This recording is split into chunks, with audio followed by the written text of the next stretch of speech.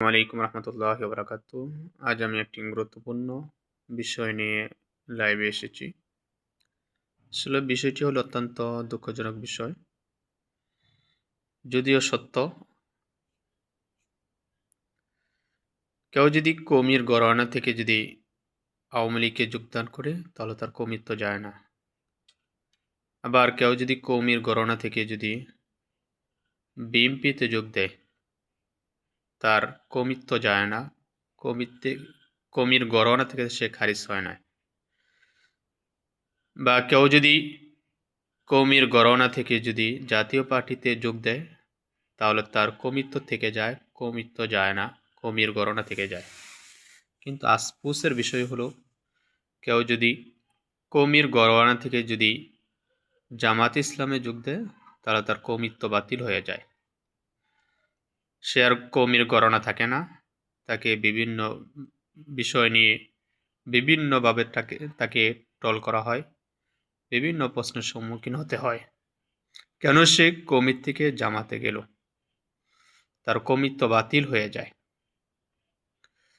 অপরদিকে আরেকটা বিষয় হলো যে আল্লামা তকি উসমানী সে একটি টুপি পরিধান করছে, তাকে বলা হয় সুন্নতি।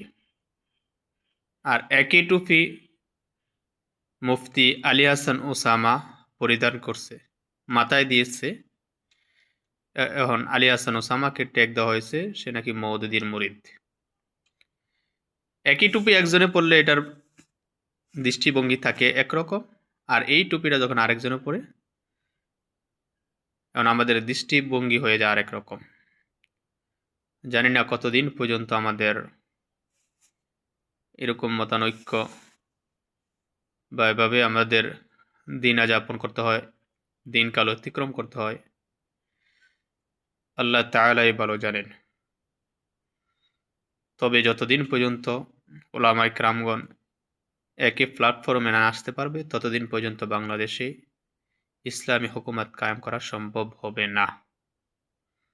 যদিও জামাতে ইসলাম পূর্ব থেকে চেষ্টা করতেছে সবাইকে নিয়ে সবার সাথে থেকে সবারকে নিয়ে ঐক্যমত্য হয়ে একটি সোনার বাংলাদেশ গড়ার জন্য, কিন্তু কিছু কিছু ক্ষেত্রে কিছু কিছু কারণে তার থেকে পিছিয়ে রয়েছে। কারণ বাংলাদেশ এমন এক পর্যায়ে পৌঁছেছে যেই জায়গা থেকে হঠাৎ করে একেবারে 100% পরিবর্তন করা সম্ভব নয়। আর এটা পরিবর্তন করতে হলে ধীরে ধীরে আস্তে আস্তে অল্প অল্প করে পরিবর্তন করতে হবে। একেবারেই বাংলাদেশ যে পরিবর্তন হয়ে যাবে 100% কোনোদিনও সম্ভব নয়। 100% হবে ওই দিন যেদিন বাংলাদেশ হুকুমত কায়েম হবে, ওই দিনই 100% বাংলাদেশ পরিবর্তন করা সম্ভব হবে। তার পূর্বে সম্ভব হবে না। তবে এটা এখন আস্তে আস্তে ধীরে ধীরে এটা কাজ চালিয়ে যেতে হবে, কাজ করতে হবে। যেমনিভাবে আলহামদুলিল্লাহ এবছর আলেম ওলামার প্রচেষ্টায় আলহামদুলিল্লাহ সংসদ ভবনে অনেক আলেম ওলামা এসেছেন, সংসদের সদস্য হয়েছেন।